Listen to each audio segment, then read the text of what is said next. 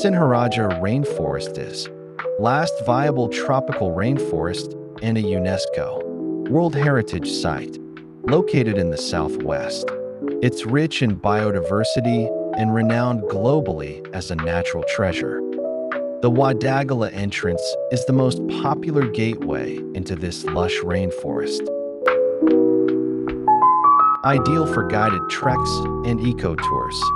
For bird lovers, travelers, and photographers, Sinharaja is a paradise for bird watchers and photographers. It's home to 95% of Sri Lanka's endemic birds.